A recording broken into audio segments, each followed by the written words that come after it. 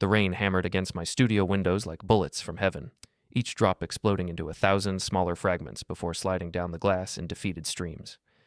I watched the water cascade while my wife's voice echoed from the answering machine, her tone sickeningly sweet as honey mixed with arsenic. Aiden, darling, I'm extending the wellness retreat another 3 days. The yoga instructor says I'm making breakthrough progress with my chakras. Love you. Chakras, my ass. Unless yoga now involved moaning in hotel rooms with married tech entrepreneurs. I'm Aiden Draven, 35 years old, and I make my living capturing the world from above through commercial drone photography. Real estate companies pay me good money to showcase their properties from angles that make even the most decrepit houses look like architectural marvels.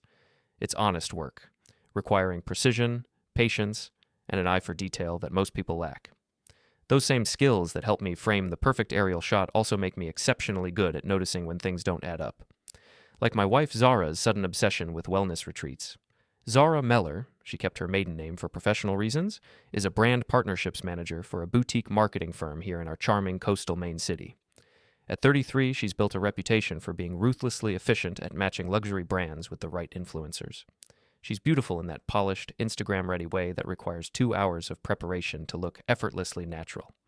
Her world revolves around image, perception, and carefully curated experiences, which is why her newfound interest in spiritual enlightenment struck me as suspicious as a politician's campaign promises. The first red flag appeared 3 weeks ago when she announced her plans for this retreat. Zara had never shown interest in meditation, yoga, or anything remotely spiritual unless it involved shopping for crystals that matched her outfit. She was the type of woman who considered a spa day roughing it if the champagne wasn't properly chilled. But I played along, nodding supportively as she packed her designer athleisure wear and talked about finding her inner peace.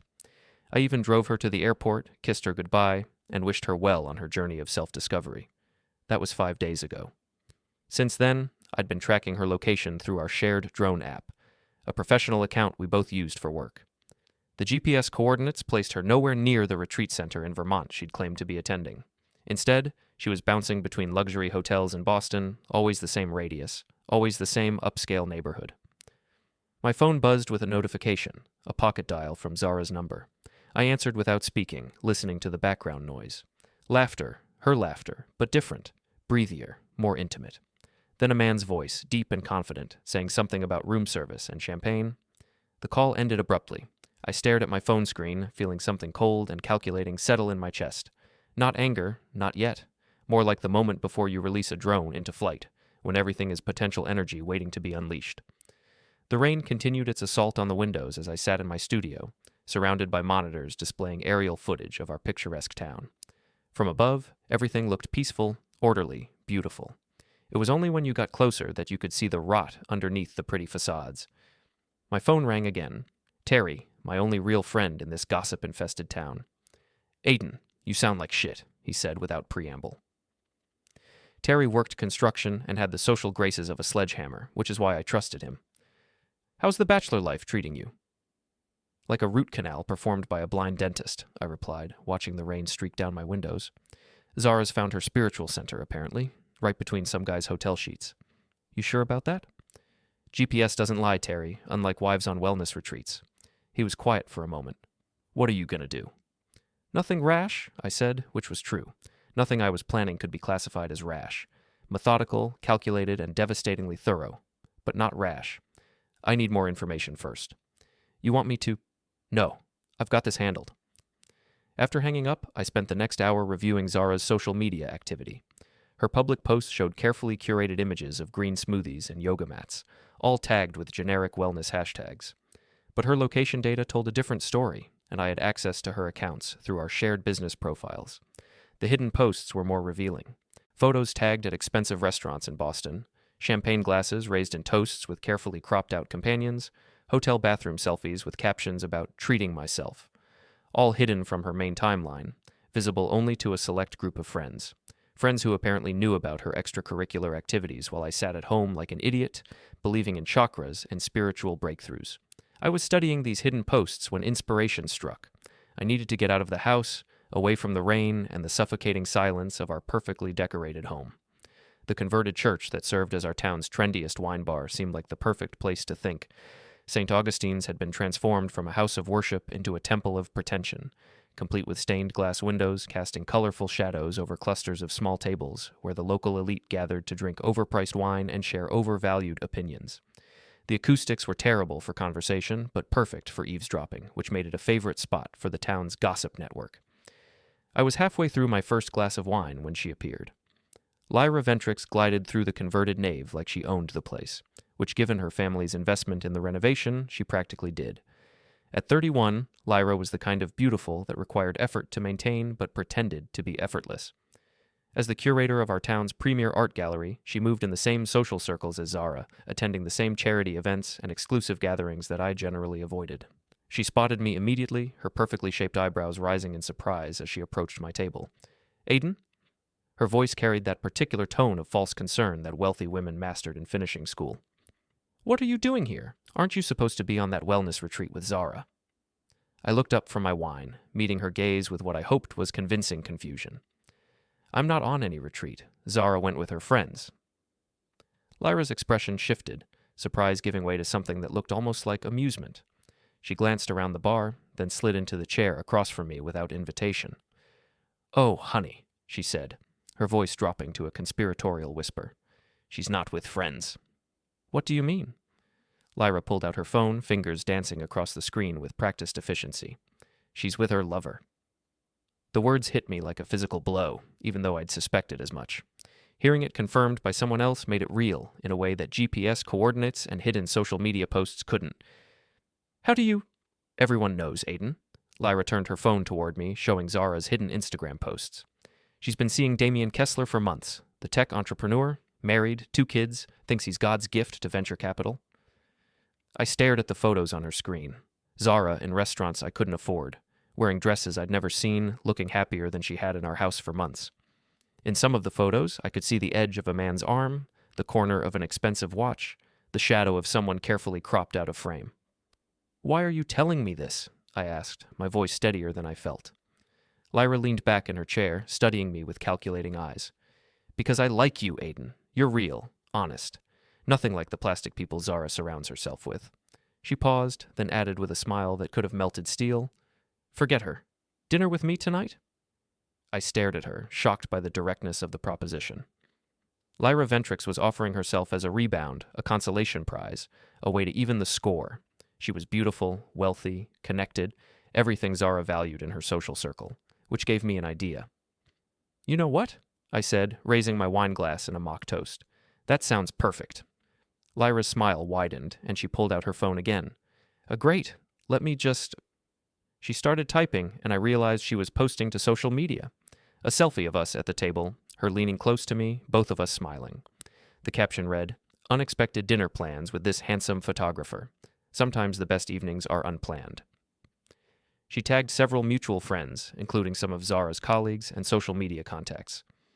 Within minutes, likes and comments started appearing. "There," she said, looking satisfied. "Now everyone knows you're not sitting at home pining." I watched the notifications pile up on her phone, each one a small explosion in the carefully constructed narrative of my marriage. Zara's friends were seeing this post, wondering where she was, why her husband was out with her closest friend. "You're enjoying this," I observed.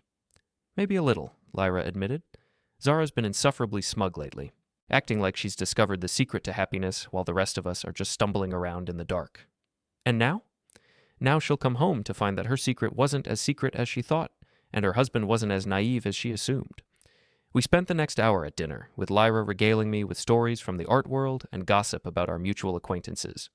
She was charming, intelligent, and clearly interested in being more than just a dinner companion. Under different circumstances, I might have been flattered. But I wasn't looking for a replacement for Zara. I was looking for revenge. As we prepared to leave, Lyra linked her arm through mine. "Walk me to my car?" "Of course." Outside, the rain had stopped, leaving the streets gleaming under the streetlights. Lyra's car was parked in the most visible spot on Main Street, practically guaranteeing that half the town would see us together. "Thank you for tonight," she said, standing close enough that I could smell her expensive perfume. "I hope we can do this again soon." "I'd like that." She kissed my cheek, lingering just long enough to make it seem intimate to any observers, then got in her car and drove away. I stood on the sidewalk for a moment, processing what had just happened. In the span of 2 hours, I'd gone from suspecting my wife's infidelity to having photographic evidence of it, and I'd been seen publicly with one of the most desirable women in town. The first shot had been fired in a war Zara didn't even know had started. When I got home, I sat in my studio and began planning. The rain started again, softer this time, like whispered secrets against the glass. By morning, I would begin dismantling the life Zara thought she could abandon without consequences. The next day dawned gray and overcast, matching my mood perfectly. I woke early and made coffee in the kitchen that still smelled faintly of Zara's expensive perfume, a lingering ghost of the woman who'd shared this space with me for 3 years. 3 years of marriage, 5 years together total, and she'd thrown it away for what? A few months of excitement with a married tech entrepreneur who probably saw her as nothing more than a convenient distraction from his own domestic obligations? I sat at my computer with my coffee and began the methodical process of protecting myself financially. Joint bank accounts, shared credit cards, insurance policies, all the financial entanglements that married couples accumulate like barnacles on a ship's hull. First, I transferred half the money from our joint checking account into my personal account. Legally, it was as much mine as hers, and I had every right to protect my assets. The savings account got the same treatment. Next, I called our insurance agent and removed Zara as the beneficiary on my life insurance policy, changing it to my sister instead. I also updated my health insurance to remove Zara's coverage. Effective immediately. The credit cards were trickier, but I managed to get myself removed as an authorized user on her personal cards while keeping her removed from mine. Let her explain to Damien why her plastic was suddenly declining when she tried to pay for their romantic dinners. Each action was small, legal, and completely justified. Separately, they might seem like routine financial housekeeping. Together, they would create a web of inconvenience and embarrassment that would tighten around Zara like a noose. While I worked, my phone buzzed with notifications. Lyra's post from last night had generated considerable attention, with dozens of likes and comments from people in our social circle. Several of Zara's colleagues had commented with variations of, "So cute," and "Didn't know you two were friends." The seeds of doubt were already germinating. Around noon, Terry called. "You see the weather forecast?" he asked. "No, why?" "Storm coming in tonight. Big one, might knock out power." "Good to know." "You doing okay? You sound different." "I'm focused," I said, which was true. I felt more focused than I had in months, like a camera lens finally adjusting to the correct depth of field. "Zara's coming home tomorrow. You going to confront her?" "No, I'm going to let her confront the consequences of her choices." After hanging up, I spent the afternoon editing drone footage for a client, but my heart wasn't in it. The aerial shots of pristine houses and manicured lawns felt like lies, pretty pictures that concealed the messy reality of the lives lived inside those perfect facades. At 5 o'clock, I received a text from Mags, a woman who worked at Zara's company. Mags had never liked Zara, professional jealousy mixed with personal antipathy, and she'd been surprisingly helpful when I'd casually mentioned my wife's wellness retreat in a previous conversation. "Heard you had dinner with Lyra last night. Interesting timing, considering Zara's supposed to be finding herself at that retreat." I texted back, "Small town? People talk?" "They sure do, especially when certain people aren't where they claim to be. Your wife's been posting some interesting location tags on her private Instagram. Boston's a long way from Vermont."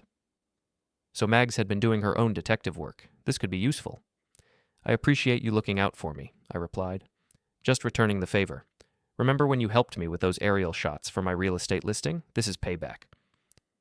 "What kind of payback are we talking about?" "The kind that involves forwarding certain information to HR about conflicts of interest and undisclosed relationships with clients. Hypothetically speaking, of course."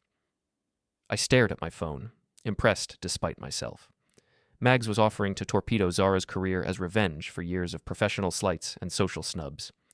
In our small town's interconnected business community, that kind of information could be devastating. "Hypothetically, that sounds like it could be very educational for HR," I texted back. "Hypothetically, I agree. Storm's coming tonight. Good time to stay inside and catch up on correspondence." The pieces were falling into place with satisfying precision. I wasn't orchestrating this revenge alone. Zara had made enough enemies through her arrogance and ambition that they were lining up to help with her downfall. That evening, as Terry had predicted, the storm hit with biblical fury. Rain lashed against the windows while wind howled through the trees like tortured souls. The power flickered twice but held, leaving me in the warm glow of my studio lights while nature raged outside. I was reviewing the day's progress when my phone rang, Zara's number. I let it ring 4 times before answering, just long enough to suggest I might have been busy with something or someone more important than taking her call. Hey, babe, I said, injecting just enough warmth into my voice to sound normal. Aiden, what the hell is going on? Her voice was tight with barely controlled anger. What do you mean? I mean the Instagram post of you with Lyra. I mean my credit card getting declined at dinner tonight. I mean 3 different people texting me asking why my husband is out with other women while I'm supposedly on a spiritual retreat. I let the silence stretch for a moment, listening to the storm outside. I had dinner with a friend. Is that a problem? Lyra Ventrix is not just a friend, and you know it. Neither is Damien Kessler, apparently. The silence on her end was deafening. I could practically hear her brain racing, trying to figure out how much I knew and how much I was guessing. I don't know what you're talking about, she said finally. GPS doesn't lie, Zara. Neither do hotel records or social media location tags. You're in Boston, not Vermont. You have been for the past 5 days. You've been spying on me. I've been paying attention. There's a difference. This is insane. You're acting paranoid and jealous over nothing. Am I? Then come home, right now. Drive back from your wellness retreat and prove me wrong. Another long silence. I can't. The roads are dangerous in this storm. How convenient. The weather in Boston is perfectly clear, by the way. I checked. I could hear her breathing, quick and shallow, like a cornered animal.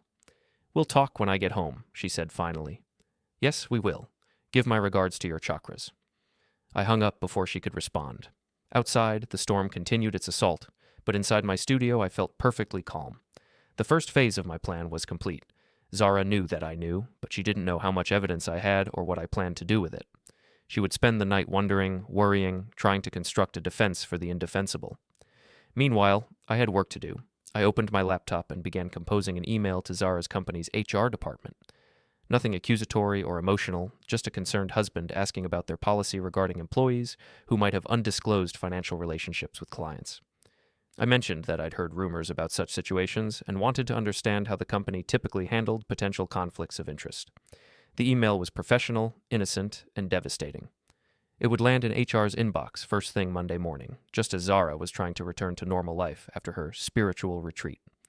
I scheduled it to send automatically, then leaned back in my chair and watched the storm rage outside my windows. Tomorrow, Zara would come home to find her world fundamentally changed, her secrets exposed, her finances disrupted, her social standing compromised. And this was just the beginning. The storm passed during the night, leaving behind a crystalline morning that made everything look newly washed and impossibly bright. I woke early, made coffee, and prepared for Zara's return like a general preparing for battle. She arrived at 10:30, her key scraping against the lock with unusual force. I was in my studio, editing photos, when I heard her heels clicking across the hardwood floors with staccato urgency. Aiden! Her voice echoed through the house like a gunshot. I saved my work and walked downstairs, taking my time. Zara stood in the living room, designer luggage at her feet, looking like a magazine ad for expensive rage. Her hair was perfect, her makeup flawless, but her eyes held a wildness that her carefully constructed exterior couldn't quite contain. We need to talk, she said. I agree. How was your retreat? Cut the shit, Aiden. You know where I was. Do I? Enlighten me. She stared at me for a long moment, clearly trying to decide how much to admit. I was in Boston, but not for the reasons you think. Really? What reasons were those? Business. I was meeting with potential clients. The retreat story was just cover. I had to admire her commitment to the lie, even when caught red-handed. What kind of business requires cover stories and secret social media posts? Confidential business. NDAs were involved. And Damien Kessler? Was he part of these confidential business meetings? Her face went pale beneath her foundation. How do you know about Damien? Lucky guess. Your reaction just confirmed it. She sank onto the couch, her perfect posture finally cracking. It's not what you think. What I think is that my wife has been lying to me for months, sneaking around with a married man and treating me like an idiot who wouldn't notice. I sat across from her, maintaining eye contact. What I think is that you've been planning to leave this marriage but wanted to keep me as a safety net until you figured out if your tech entrepreneur was willing to divorce his wife for you. That's not true? Then explain it to me, Zara. Explain the hotel rooms, the romantic dinners, the hidden social media posts, the lies about wellness retreats. Make me understand how any of that was innocent business. She was quiet for a long time, staring at her hands. When she finally looked up, there were tears in her eyes, but they looked more like frustration than remorse. You don't understand the pressure I'm under, she said. The expectations, the competition. Everyone in my industry is looking for an edge, a connection that can make or break their career. And sleeping with married clients gives you that edge. It's not just sleeping with him. The words exploded out of her with surprising vehemence. Damien and I connect on a level that you and I never have. He understands ambition, drive, the hunger to be more than what you were born to be. Unlike me. Unlike you, she agreed, and the honesty was more brutal than any lie could have been.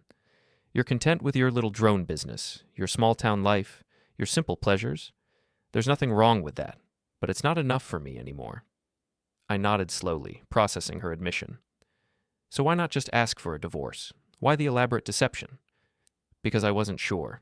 Damien is married, has kids, a reputation to protect. I needed to know if he was serious about us before I burned everything down. And now you know? She hesitated. It's complicated. It's about to get more complicated. What do you mean? I pulled out my phone and showed her the screenshot of my scheduled email to her HR department. This sends Monday morning, unless, of course, you'd prefer to have that conversation with them yourself. Her face went white. You can't do that. It would ruin my career. Your career was ruined the moment you decided to mix business with pleasure. I'm just making sure the right people know about it. Please, Aiden. We can work this out. I made mistakes, but we can fix this. Can we? Can you unsleep with Damien? Can you unlie to me for months? Can you unchoose him over our marriage every single day for the past 3 months?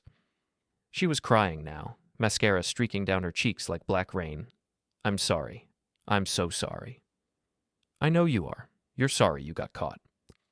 I stood up and walked to the window, looking out at our neighborhood. From ground level, the houses looked smaller, more vulnerable than they did from my drone's perspective. People were mowing lawns, walking dogs, living their normal Saturday lives while my marriage dissolved in the living room behind me. What do you want? Zara asked quietly. I want you to pack your things and leave. I want you to call your boss Monday morning and explain your conflict of interest before my email arrives. I want you to figure out if Damien is worth destroying both of your marriages for. And if I do all that, then maybe we can have a civilized divorce instead of a war. She was quiet for a long time. What about last night? Your dinner with Lyra? What about it? Are you sleeping with her? I turned back to face her. Would it matter if I was? Yes. Why? You've been sleeping with someone else for months. That's different. How is it different? Because it just is. I almost laughed. Even in the middle of confessing her infidelity, Zara couldn't resist trying to maintain some moral high ground. For the record, I said, I had dinner with a friend who was kind enough to tell me what everyone else in town already knew about my wife's extracurricular activities. Nothing more happened. Yet, I agreed. She stared at me for a moment, then stood up and walked toward the stairs. I'll pack some things. Take your time. I'll be in my studio. I went back upstairs and tried to focus on work, but I could hear her moving around in our bedroom, opening drawers and closets, making decisions about what parts of our shared life were worth taking with her. An hour later, she appeared in my studio doorway with 2 suitcases. I'm going to stay with Lyra for a few days while I figure things out, she said. I looked up from my computer. Lyra agreed to that? She's my friend. She'll understand. Your friend who had dinner with your husband last night and posted pictures of it on social media. Zara's face hardened. She was trying to help me by keeping you distracted. Is that what she told you? It's what happened. I shrugged. If you say so. She stood in the doorway for another moment, clearly wanting to say something else, but finally just turned and left. I heard the front door close, then her car starting in the driveway. I sat in the silence of my studio, surrounded by images of our town taken from above, and felt something that might have been relief. The first battle was over. I'd won by controlling the narrative, maintaining my composure, and forcing Zara to make choices she wasn't ready to make. But the war was far from finished. I picked up my phone and called Terry. It's done, I said when he answered. She's gone? For now. She's staying with Lyra while she figures things out. And you're okay? I'm perfect. Want to help me with a project? What kind of project? The kind that involves making sure everyone in town knows exactly what kind of person Zara Meller really is. I'm listening. Meet me at Murphy's bar tonight. Bring your camera phone and your sense of justice. This sounds like trouble. No, I said, watching a hawk circle above our neighborhood through my studio window. This sounds like consequences. Murphy's bar was the kind of place where our town's working class went to drink away their frustrations and share gossip that would never make it into the society pages. It was dark, loud, and honest in a way that the converted church wine bar could never be. I arrived at 8 o'clock to find Terry already nursing a beer and chatting with the bartender, a grizzled ex-Marine named Murphy, who'd given the place its name and its no-nonsense attitude. "Aiden," Murphy called out as I approached the bar.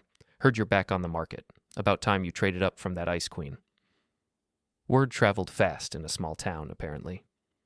"Just exploring my options," I said, ordering a whiskey. "Smart man.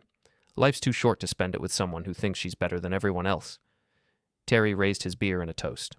"To exploring options."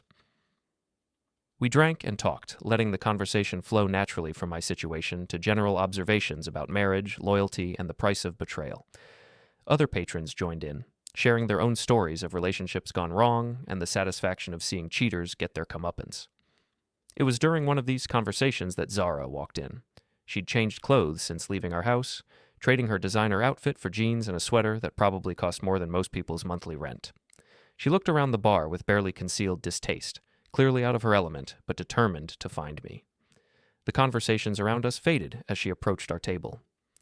"Aiden, we need to talk," she said, ignoring Terry and the other men who'd been listening to our conversation. "We talked this morning," I replied, not getting up from my seat. "I thought you were staying with Lyra." "She's busy tonight." Interesting. Lyra had apparently been less welcoming than Zara had expected. "What do you want to talk about?" "Privately." I looked around the bar, noting that every patron was watching our interaction with the focused attention of people who'd stumbled onto free entertainment. "I don't have any secrets from these gentlemen," I said. "They're honest, hard-working people who understand the value of loyalty and commitment, unlike some people." Zara's face flushed. "Don't do this here." "Do what? Have a conversation with my wife? The same wife who's been lying to me for months while sleeping with a married man?" A murmur went through the bar. This was better than cable television. "You're drunk," she said. "I'm clear-headed for the first time in months. You want to talk? Talk. Tell these good people about your spiritual retreat. Tell them about the chakras you discovered in Damien Kessler's hotel room. Stop it. Tell them about how you've been planning to leave your marriage, but wanted to keep me as a backup plan in case your tech entrepreneur decided his wife and kids were more important than his midlife crisis." "That's not what happened." "Then what did happen, Zara? Explain it to all of us." She looked around the bar, realizing that she was trapped in a situation she couldn't control or spin to her advantage. These weren't her social media followers or professional contacts who could be managed with the right combination of charm and manipulation. These were people who worked with their hands and had no patience for pretty lies. "Fine," she said, her voice rising. "You want the truth? The truth is that you're boring, Aiden. You're content with mediocrity, satisfied with your small life and your small dreams. I need more than that. I deserve more than that." "You deserve what you earned," said Murphy from behind the bar. "And from where I'm standing, you earned yourself a reputation as a cheating wife who thinks she's too good for the man who supported her." "You don't know anything about our marriage," Zara snapped. "I know he's been coming in here for 3 years, always talking about his wife with respect and love," Murphy replied. "I know he never looked at another woman, never complained about you, never did anything but try to be a good husband, and I know you threw that away for what? Some rich asshole who's probably laughing about you with his real friends?" The bar erupted in murmurs of agreement. Zara looked around desperately, realizing that she'd walked into a hostile crowd with no allies and no escape route. "Ask her about the tattoo," I said quietly. Every head in the bar turned toward me. "What tattoo?" Terry asked. "The one Damien convinced her to get. Right above her." "Stop!" Zara's voice was a shriek. "Don't you dare!" But it was too late. The damage was done. Everyone in the bar now knew that my wife had marked her body for another man, a level of commitment to her affair that went beyond mere physical attraction. "You bastard," she whispered, tears streaming down her face. "I'm not the one who got a tattoo of another man's initials," I replied. "I'm just the one who found out about it." She turned and fled the bar, pushing through the crowd of patrons who parted for her like she was carrying a contagious disease. The silence that followed was broken by Murphy's slow clap. "Damn, son," he said. "That was brutal." "That was justice," I corrected. Terry pulled out his phone. "And now it's going to be viral. Half the people in here are already posting about this on Facebook." I looked around the bar, noting the phones in people's hands, the satisfied expressions on their faces. By morning, everyone in town would know about Zara's affair, her tattoo, and her public humiliation at Murphy's bar. "Buy the next round," I told Murphy. "For everyone. We're celebrating honesty. The bar erupted in cheers, and I felt something that might have been happiness for the first time in months. But I wasn't done yet, not even close. The next morning brought a text from Lyra. We need to talk. Coffee at St. Augustine's in an hour. I arrived to find her already seated at the same table where she'd revealed Zara's affair 3 days earlier.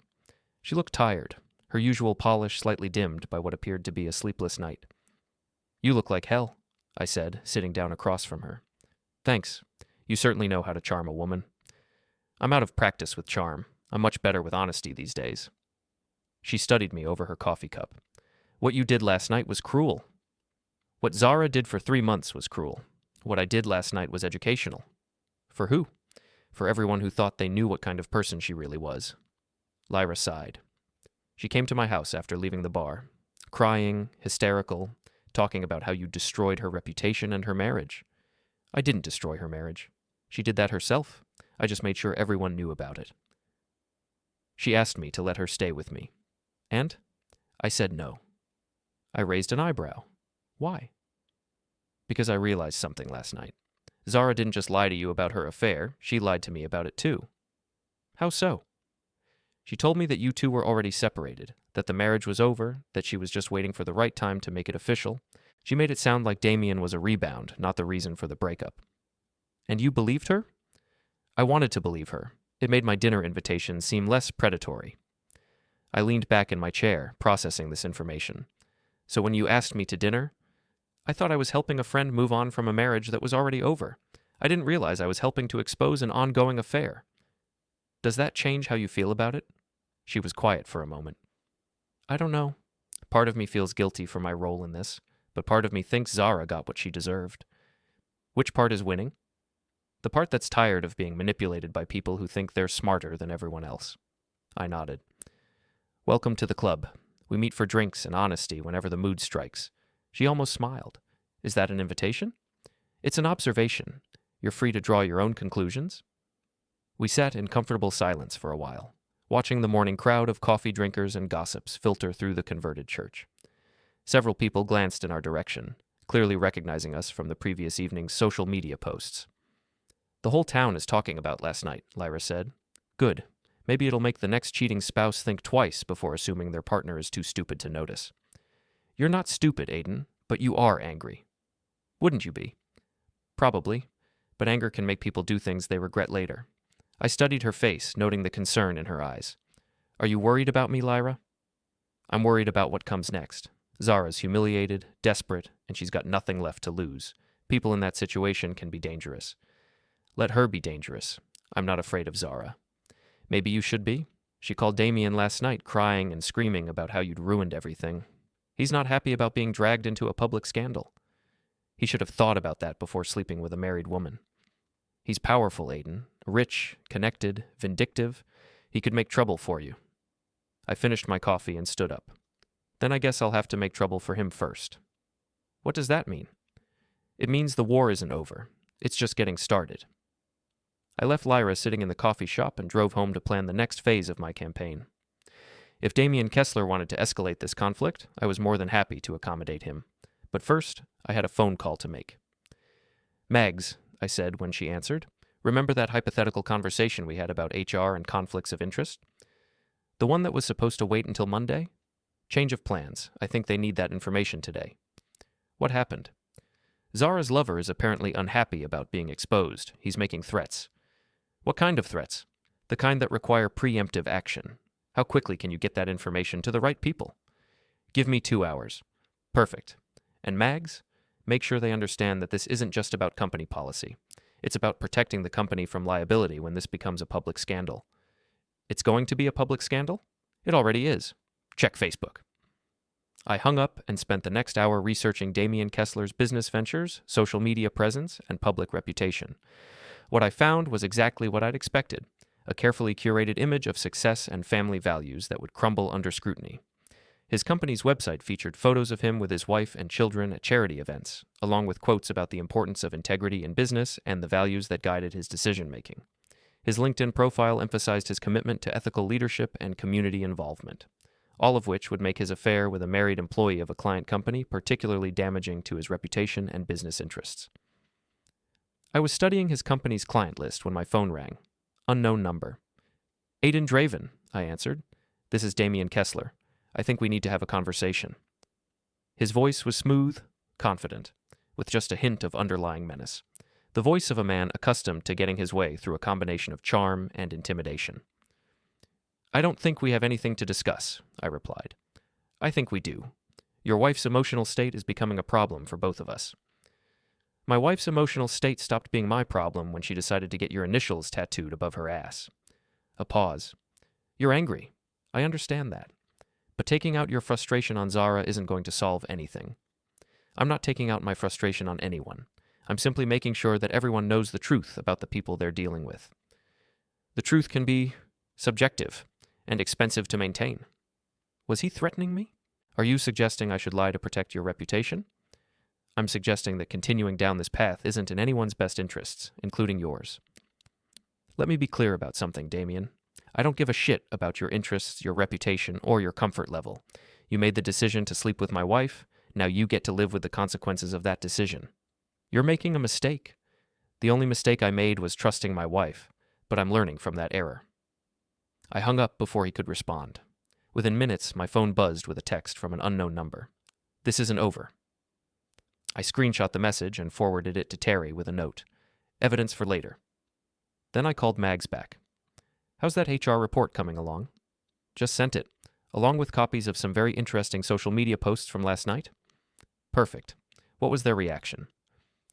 Let's just say Monday morning is going to be very interesting for your wife, and potentially very expensive for Damien's company if they lose their contract with Zara's firm. That would be unfortunate, Mags said with obvious satisfaction. After hanging up, I spent the rest of the afternoon editing drone footage and planning my next moves. The public humiliation at Murphy's bar had been satisfying, but it was just the opening salvo in what was shaping up to be a comprehensive campaign of consequences. Zara and Damien had built their affair on a foundation of lies, deception, and disrespect for the people they'd supposedly committed to. Now they were discovering that actions have consequences, and that not everyone was willing to politely ignore their behavior for the sake of social harmony. My phone buzzed with another text, this one from Lyra. Zara's at the gallery. She's asking for you. I stared at the message for a moment, then typed back, Tell her I'm busy. She says it's important. Everything's important to Zara. That's her problem. But curiosity got the better of me. I drove to the gallery, arriving to find Zara's car in the parking lot and a small crowd of people gathered outside the main entrance. The Ventrix Gallery occupied a restored Victorian mansion on the historic side of town, its elegant facade and manicured grounds serving as the perfect backdrop for the kind of cultural events that made our small city feel more sophisticated than it actually was. I found Zara in the main exhibition hall, standing in front of a large abstract painting that looked like someone had thrown expensive paint at a canvas and called it art. She'd been crying again, her makeup smeared, and her usually perfect hair disheveled. You came, she said without turning around. Lyra said it was important. It is. She turned to face me, and I was struck by how small she looked in the cavernous space. I'm pregnant. The words hit me like a physical blow. I stared at her, processing the implications, the timing, the possibilities. How long have you known? I asked. 2 weeks. Is it mine? She flinched as if I'd slapped her. Of course it's yours. Given your recent activities, I think that's a reasonable question. I may have made mistakes, but I'm not a liar about something like this. You're a liar about everything else. We stood in silence, surrounded by expensive art and the weight of this new complication. A baby would change everything: custody arrangements, divorce proceedings, financial obligations, the rest of our lives. What do you want from me? I asked. I want us to try again, for the baby's sake. The baby that was conceived while you were planning to leave me for another man? I ended it with Damien. When? This morning. After last night, I realized that I'd made a terrible mistake. I want to come home, Aiden. I want to fix this.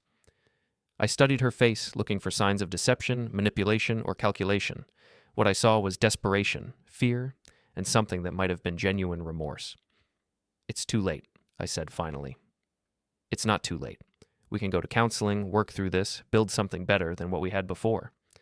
What we had before was a marriage built on trust and commitment. You destroyed that. You can't rebuild something from nothing. Please, Aiden, I'm begging you. You should have thought about begging before you got Damien's initials tattooed on your body.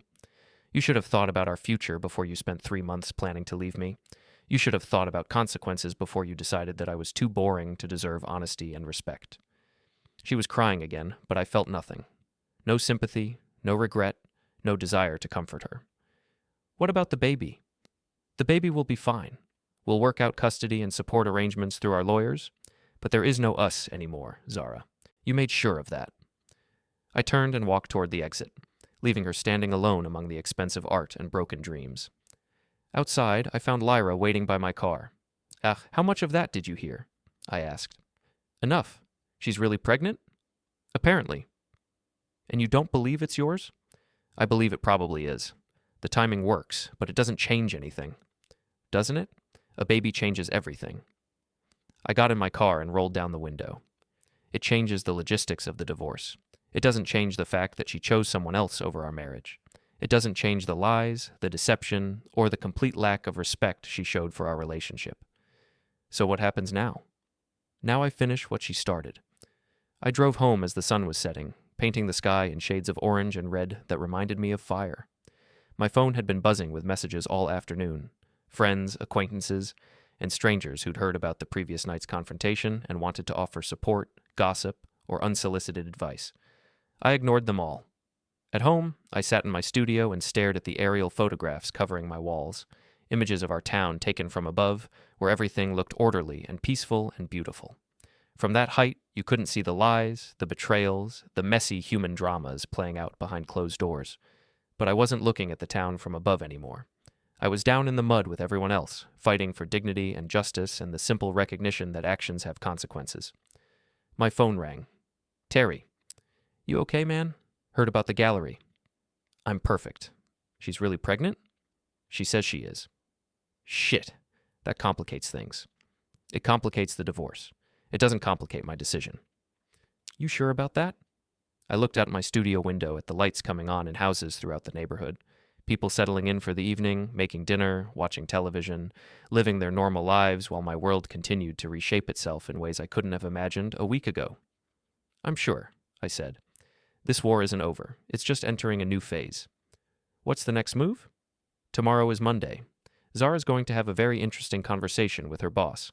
Damien's going to discover that threatening people has consequences, and everyone in this town is going to learn what happens when you mistake kindness for weakness. And then? And then we see who's left standing when the smoke clears. I hung up and spent the rest of the evening planning the final phase of my revenge.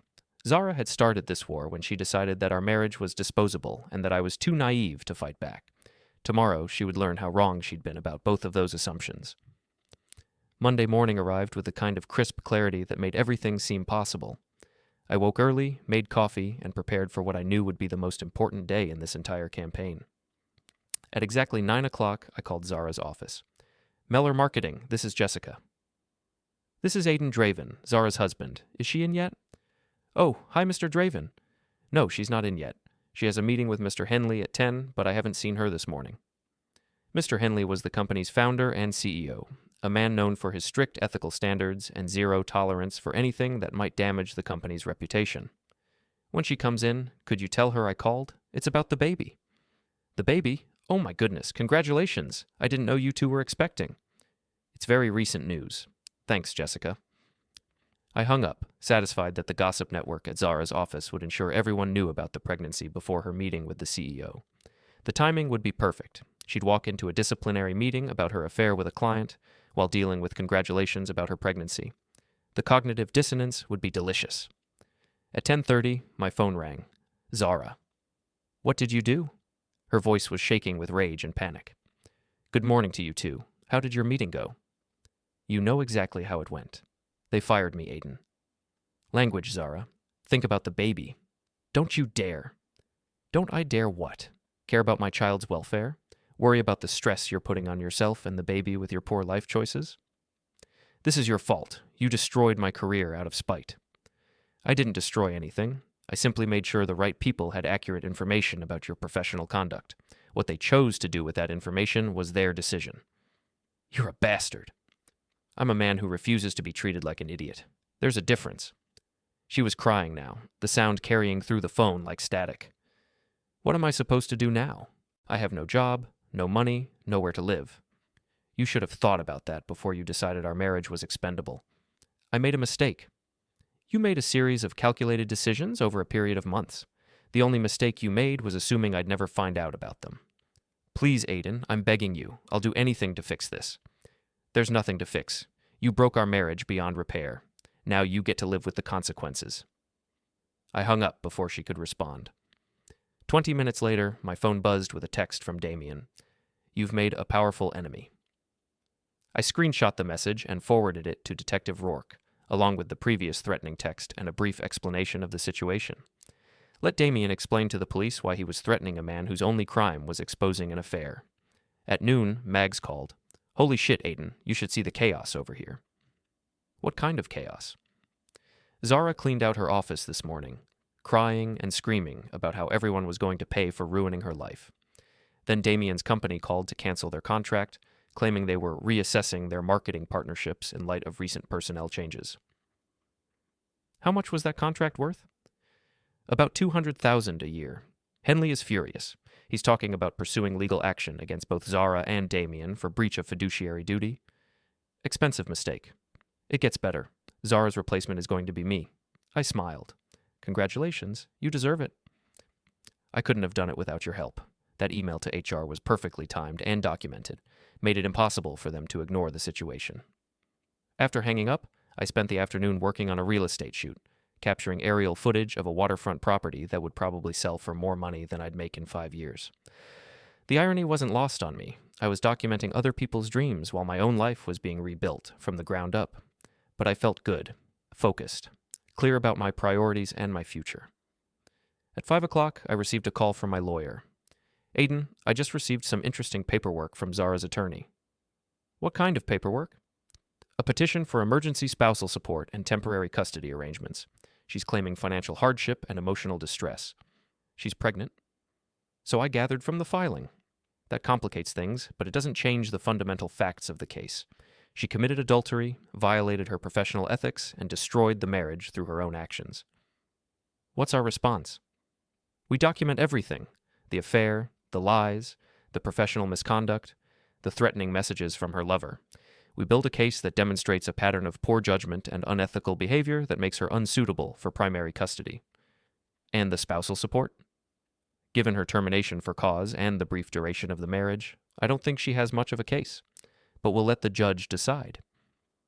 After hanging up, I sat in my studio and looked out at the town spread below my windows. Lights were coming on in houses throughout the neighborhood, families settling in for another evening of normal life. My life would never be normal again, but that wasn't necessarily a bad thing. Normal had gotten me a cheating wife and a marriage built on lies. Whatever came next had to be better than that. My phone buzzed with a text from Lyra. Dinner tonight? I have news. I stared at the message for a moment, then typed back, Your place or mine? Yours. I'll bring wine. She arrived at 7 with a bottle of expensive red wine and a smile that seemed more genuine than any expression I'd seen from her before. You look better, she said, settling onto my couch. I feel better. Clarity has that effect on me. Good, because you're going to need that clarity for what comes next. What comes next? Zara came to see me this afternoon. She's desperate, broke, and looking for allies. And? I told her that her problems were her own fault, and that she'd burned too many bridges to expect help from the people she'd lied to. How did she take that? About as well as you'd expect.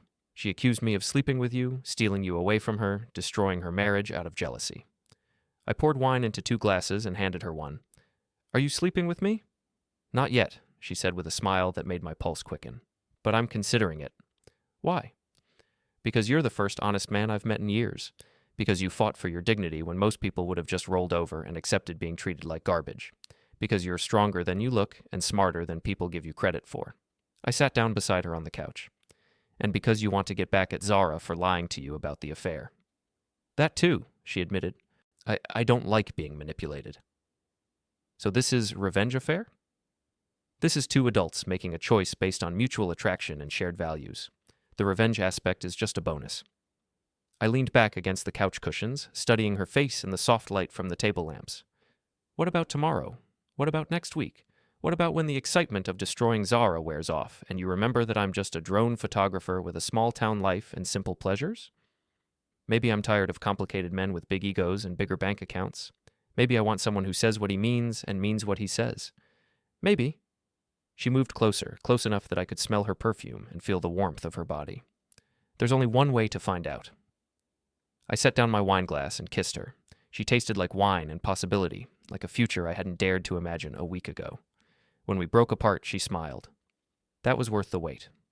The wait isn't over yet? No? No. I don't sleep with women who are rebounding from complicated situations. I don't sleep with women who might be using me to get back at someone else. And I don't sleep with women who might wake up tomorrow morning and regret their decision. She studied my face for a long moment. You're serious. I'm serious. If this is going to happen between us, it's going to happen for the right reasons at the right time. Not because we're both angry at Zara, or because we want to prove a point, or because we're caught up in the excitement of watching someone else's life fall apart. And when will be the right time? When you're sure that you want me for who I am, not for who I'm not. She nodded slowly. That's fair, and surprisingly mature for a man who just spent the last week systematically destroying his wife's life. Destroying her life would have been easy. I just made sure she faced the consequences of her own choices. Is there a difference? There's always a difference between justice and revenge. Justice is about balance, about making sure that actions have appropriate consequences. Revenge is about inflicting pain for its own sake. And which one was this? I thought about the question for a moment, reviewing the events of the past week. The discovery of the affair, the public humiliation, the professional consequences, the legal maneuvering. Justice, I said finally. Everything I did was a direct response to something she did first. I didn't create her problems. I just made sure other people knew about them. And you're satisfied with the results? I'm satisfied that she understands the cost of betrayal. I'm satisfied that she won't be able to do this to the next man who trusts her. I'm satisfied that everyone in this town knows exactly what kind of person she really is. Lyra finished her wine and set the glass on the coffee table. And now? Now I focus on building a better life than the one she threw away. With or without me. That's up to you. But if it's with you, it'll be because we choose each other for the right reasons, not because we're both running from something else. She stood up and walked to the window, looking out at the lights scattered across our small city. You know, a week ago I thought you were just another boring husband married to a woman who was too good for him. And now? Now I think she was the one who wasn't good enough. She turned back to face me. I should go. Give us both time to think about what we really want. Probably wise. She walked to the door, then paused with her hand on the handle. For what it's worth, I think you handled this whole situation perfectly. You didn't let her make you into a victim, and you didn't let anger turn you into a villain. You just made sure that the truth came out and let other people draw their own conclusions. Thank you. Don't thank me yet. Wait until you see what tomorrow brings. After she left, I sat in my living room and thought about the events of the past week. A week ago, I'd been a trusting husband married to a woman I thought I knew.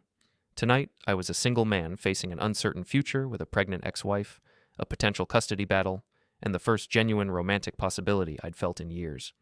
It wasn't the life I'd planned, but it was honest. It was real. It was built on truth instead of lies, on choice instead of deception.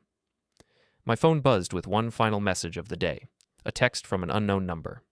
You win this round, but it's not over.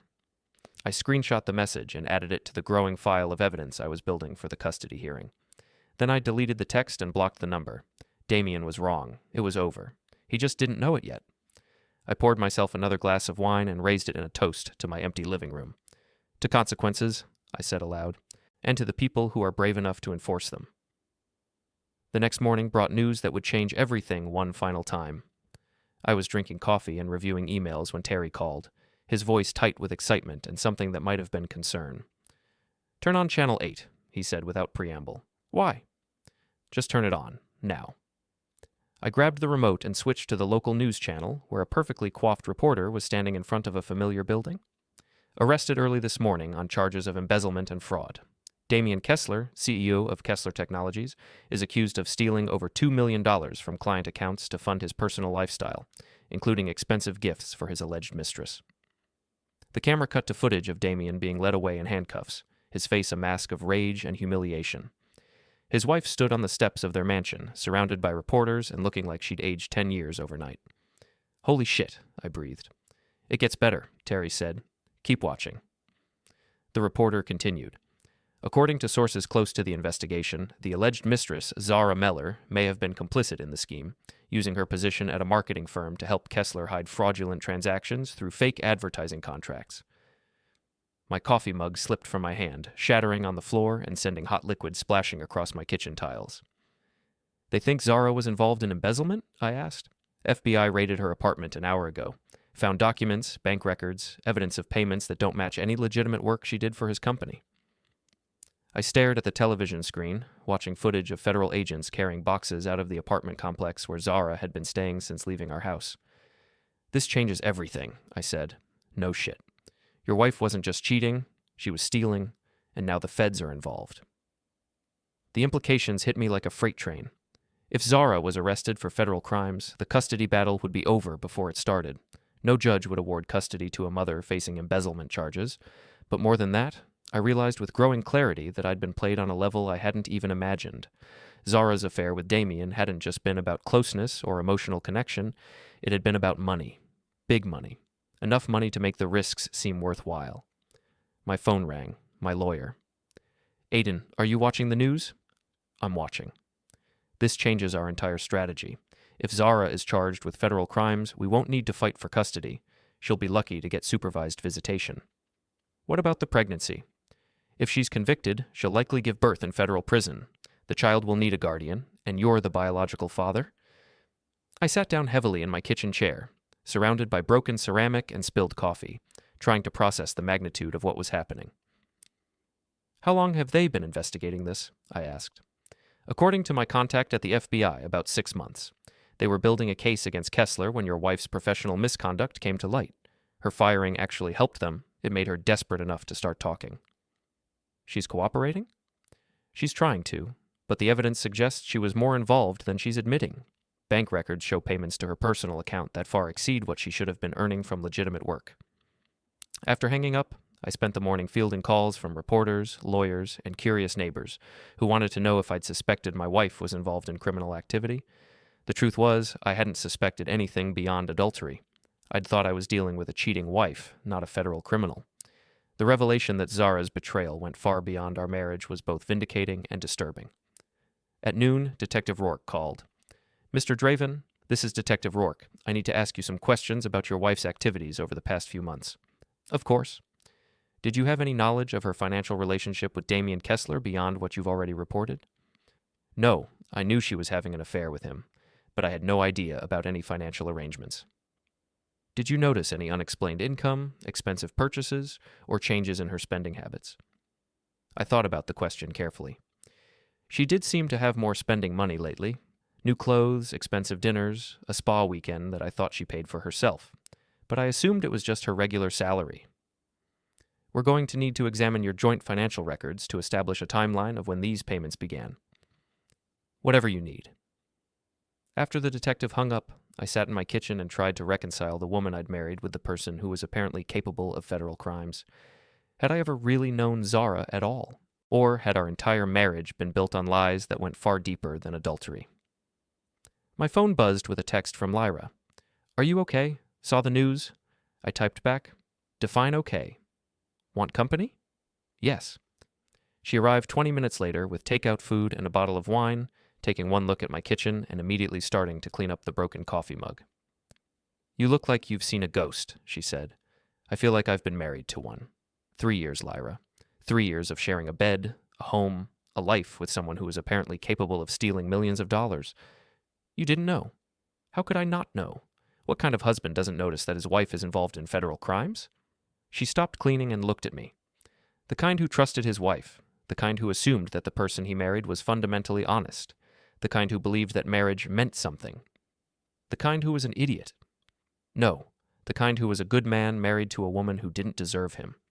We ate lunch in relative silence, both of us processing the morning's revelations. The local news was running continuous coverage of the story, with reporters interviewing neighbors, colleagues, and anyone else who claimed to have known Zara or Damien. They're calling it the biggest financial scandal in the county's history, Lyra said, watching the television. Great, my wife is going to be famous. Your ex-wife. And she's going to be famous for all the wrong reasons. I looked at her. Are you okay with this? Dating a man whose wife is facing federal charges? We're not dating yet, remember? You made me wait until I was sure about my motivations. And are you? Sure, I mean. She was quiet for a long moment. I'm sure that you're nothing like the men I usually date. I'm sure that you're honest, loyal, and strong enough to handle whatever comes next. I'm sure that I want to find out what it's like to be with someone who actually means what he says. That's not a complete answer. It's the only answer I have right now. Is it enough? I studied her face, looking for signs of doubt or calculation or hidden agendas. What I saw was a woman who was as confused and overwhelmed by recent events as I was, but who was choosing to move forward anyway. It's enough, I said. She smiled and moved closer to me on the couch. Good, because I think we're going to need each other to get through whatever comes next. What do you think comes next? Trials, testimony, media attention, custody hearings, and probably a lot of people asking you how you could have been married to a federal criminal without knowing about it. And after all that? After all that, we figure out what kind of life we want to build together. I kissed her then, and this time there was no hesitation, no doubt, no concern about timing or motivations. There was just the certainty that whatever came next, I didn't want to face it alone. When we broke apart, she rested her head on my shoulder. For what it's worth, she said, I think you handled this whole situation perfectly. Even though I didn't know about the embezzlement? Especially because you didn't know about it. You exposed her affair, which led to her firing, which made her desperate enough to cooperate with federal investigators. If you hadn't acted when you did, Kessler might have gotten away with stealing millions of dollars. I hadn't thought about it that way. My campaign for justice in my marriage had inadvertently helped expose a much larger crime. So I'm a hero now? You're a man who refused to be a victim. That's heroic enough. We spent the rest of the afternoon watching the news coverage and fielding phone calls from reporters, lawyers, and curiosity seekers. By evening, it was clear that this story was going to dominate local news for weeks, if not months. At 6 o'clock, my phone rang with a call from the county jail. You have a collect call from Zara Meller. Will you accept the charges? I looked at Lyra, who shrugged. Your choice. I'll accept. Aiden? Zara's voice was small, frightened. Nothing like the confident woman who'd left me a week ago. I'm here. I need your help. What kind of help? Bail money, a lawyer, someone to take care of the baby when it's born. You're asking the wrong person, Zara. Please, I know I hurt you, but I'm begging you. I have nowhere else to turn. You should have thought about that before you decided to steal money with your boyfriend. I didn't steal anything. I made some mistakes, but I'm not a criminal. The FBI disagrees. They're wrong. I was just trying to help Damien with some business arrangements. I didn't know the money was stolen. I listened to her explanation, hearing the desperation in her voice, the frantic attempts to minimize her involvement in crimes that could send her to federal prison for decades. Even if I believed you, I said finally, which I don't, it wouldn't change anything between us. You destroyed our marriage. You lied to me, cheated on me, and treated me like an idiot. The fact that you're also facing federal charges just makes it worse. But the baby will be fine. I'll make sure of that. But you and I are done, Zara. We were done the moment you decided that our marriage was disposable. Please don't abandon me, not now. I'm not abandoning you. I'm just refusing to rescue you from the consequences of your own choices. I hung up before she could respond. Lyra was watching me with an expression I couldn't quite read. That was harder than you expected, she said. Yes. Do you regret it? No, but it doesn't feel good either. It's not supposed to feel good. It's supposed to feel right. Does it? Only you can answer that. I thought about the question as we finished dinner and settled in for another evening of news coverage and phone calls. Did it feel right to refuse to help the woman who was carrying my child? Did it feel right to let her face federal charges without support from the man she'd been married to? The answer, I realized, was complicated. It felt right to refuse to enable her behavior or rescue her from consequences she'd earned. It felt right to protect myself and my future from further damage. It felt right to prioritize my own well-being over her comfort. But it didn't feel good. And maybe that was the difference between justice and revenge. Justice felt right even when it didn't feel good. At 10 o'clock, we turned off the television and went upstairs to my bedroom. For the first time in over a week, I wasn't sleeping alone. As I lay in bed with Lyra's head on my chest, listening to her breathe in the darkness, I thought about the journey that had brought me to this moment. A week ago, I'd been a trusting husband. Tonight, I was a man who'd learned the hard way that trust had to be earned, that love wasn't enough to sustain a marriage built on lies, and that sometimes the only way to save yourself was to stop trying to save someone else. Tomorrow would bring new challenges, legal proceedings, custody arrangements, media attention, and all the complicated logistics of building a new life from the wreckage of the old one. But tonight, I was exactly where I needed to be. The trial began 6 months later in a federal courthouse that had never seen a case quite like this one. The media attention was intense, with reporters from regional and national news outlets covering every detail of what they were calling the Kessler conspiracy. I testified on the third day, answering questions about my marriage, Zara's behavior, and the timeline of events that had led to the discovery of the embezzlement scheme. The prosecutor was particularly interested in my decision to expose Zara's affair and the chain reaction that had followed. "Mr. Draven," she said, "when you discovered your wife's infidelity, did you have any suspicion that she might be involved in criminal activity?" "No, I thought she was having an affair. I had no idea about the financial crimes." "But your actions in exposing that affair ultimately led to her termination from employment, which made her desperate enough to cooperate with our investigation." "That wasn't my intention. I was just trying to make sure that the right people knew about her professional misconduct. And in doing so, you helped us uncover a multi-million-dollar embezzlement scheme. If that's what happened, then I'm glad justice was served." From the defendant's table, Zara watched me testify with an expression that mixed anger, sadness, and something that might have been regret. She was visibly pregnant now, her condition making her appear more sympathetic to the jury despite the evidence against her. Damien, sitting beside his own lawyer, looked like a man who'd aged 10 years in 6 months. His wife had divorced him, his children wouldn't speak to him, and his business empire had collapsed under the weight of federal investigation. The evidence against both of them was overwhelming. Bank records, email communications, falsified contracts, and testimony from multiple witnesses painted a clear picture of a scheme that had been going on for over 2 years. Zara's defense attorney tried to portray her as a naive victim who'd been manipulated by a more sophisticated criminal, but the prosecution's evidence suggested otherwise. She'd been an active participant in the scheme, using her position and professional relationships to help hide stolen money. The jury deliberated for 3 days before returning guilty verdicts on all counts. Zara received 8 years in federal prison. Damien got 15. I was in the courtroom when the sentences were announced, sitting in the back row with Lyra beside me. When the judge read Zara's sentence, she collapsed into tears, her hands instinctively moving to protect her swollen belly. 8 years, Lyra whispered. "The baby will be in 2nd grade when she gets out." "If she serves the full sentence," I replied. "Federal prisoners usually serve at least 85%. Are you okay?" I thought about the question as we watched Zara being led away in shackles, her expensive suit replaced by an orange jumpsuit that made her look smaller and more vulnerable than I'd ever seen her. "I'm fine," I said, and realized that it was true. The custody hearing was a formality. With Zara in federal prison, I was awarded full custody of our daughter, who was born 3 weeks after the sentencing. I named her Hope because that seemed appropriate for a child who represented the possibility of something better, growing from the wreckage of something terrible. Lyra was with me in the hospital when Hope was born, holding my hand as we watched the tiny, perfect human who would be my responsibility for the next 18 years. Zara was allowed to hold her daughter for 30 minutes before being returned to the federal medical facility where she would serve her sentence. "She's beautiful," Zara whispered, tears streaming down her face as she looked at Hope for what might be the last time for years. "Yes, she is," I agreed. Will you bring her to visit me?" I looked at my daughter, sleeping peacefully in her mother's arms, oblivious to the complicated circumstances of her birth. "When she's old enough to understand," I said. "When she can make her own choice about whether she wants a relationship with you." "That's fair," Zara said quietly. "More fair than I deserve." "Yes, it is."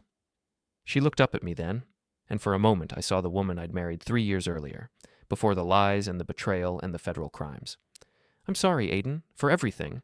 I know that doesn't change anything, but I need you to know that I'm sorry." "I know you are." "Will you tell her about me when she's older?" "I'll tell her the truth, all of it. The good parts and the bad parts.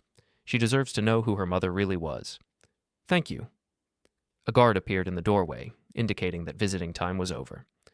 Zara kissed Hope's forehead and handed her to me, her hands lingering on the blanket for just a moment longer than necessary. "Take care of her," she said. "I will. And take care of yourself. You deserve to be happy." "I am happy." And as I walked out of the hospital with my daughter in my arms and Lyra beside me, I realized that it was true. I was happy. Not the simple, naive happiness I'd felt in my marriage, but something deeper and more complicated. The happiness of a man who'd faced the worst that life could throw at him and emerged stronger, wiser, and more capable of recognizing real love when he found it. 6 months later, Lyra and I were married in a small ceremony at the gallery, surrounded by friends who'd supported us through the trials and tribulations of the past year. Hope slept peacefully in her carrier during the vows, occasionally making soft baby sounds that made everyone smile. Do you take this woman to be your wife? The minister asked. To have and to hold, in good times and in bad, for richer or poorer, in sickness and in health, for as long as you both shall live? I do, I said, looking into Lyra's eyes and seeing a future built on honesty, trust, and the hard-won wisdom that comes from surviving betrayal. And do you take this man to be your husband, to have and to hold, in good times and in bad, for richer or poorer, in sickness and in health, for as long as you both shall live? I do, she said, her voice strong and clear. Then by the power vested in me by the state of Maine, I now pronounce you husband and wife. As we kissed to seal our vows, I thought about the journey that had brought us to this moment. A year ago, I'd been a trusting husband married to a woman who saw our relationship as disposable. Today, I was a father and a husband again, but this time to people who understood the value of loyalty, honesty, and keeping promises. The reception was held in the gallery's main hall, the same space where Zara had begged me to take her back when she'd first learned about her pregnancy. The irony wasn't lost on me, but it didn't feel bitter anymore. It felt like completion, like the final chapter in a story that had begun with betrayal and ended with redemption. As the evening wound down and our guests began to leave, I stood with Lyra in the doorway, watching our friends and family walk out into the night. Hope was sleeping in her carrier, exhausted from all the attention and celebration. No regrets? Lyra asked, her head resting on my shoulder. About what? Any of it. Of the way you handled Zara, the divorce, the custody battle, marrying me. I thought about the question as I watched the last of our guests disappear into the darkness, a year of trials, investigations, legal proceedings, and public scrutiny, a year of learning to be a single father while building a new relationship, a year of discovering that I was stronger and more resilient than I'd ever imagined. No regrets, I said finally. Everything that happened led us here, and here is exactly where I want to be. Even knowing what it cost, especially knowing what it cost. Nothing worth having comes without a price. She smiled and kissed my cheek. I love you, Aiden Draven. I love you too, Lyra Draven. We locked up the gallery and drove home to the house that was now truly ours, filled with the promise of a future built on truth instead of lies, on choice instead of deception, on love instead of convenience. As I carried Hope upstairs to her nursery, I thought about the lessons of the past year. That trust, once broken, could never be fully repaired. That actions have consequences, even when those consequences take time to manifest. That sometimes the only way to save yourself is to stop trying to save someone else. But most importantly, I'd learned that it's possible to build something beautiful from the ruins of something broken, as long as you're willing to do the work and face the truth about who you really are and what you really want. I tucked Hope into her crib and stood watching her sleep, this perfect little person who represented hope and possibility and the chance to do better than the generation before her. Sweet dreams, baby girl, I whispered. Daddy's got you. In the master bedroom, Lyra was waiting for me, still wearing her wedding dress, but with her hair down and her shoes kicked off, looking more beautiful than any woman had a right to look. Come to bed, husband, she said with a smile that promised years of happiness ahead. I turned off the lights and joined my wife, closing the door on the past and opening our hearts to whatever the future might bring. Outside our windows, the town slept peacefully under a blanket of stars, and for the first time in over a year, everything felt exactly as it should be.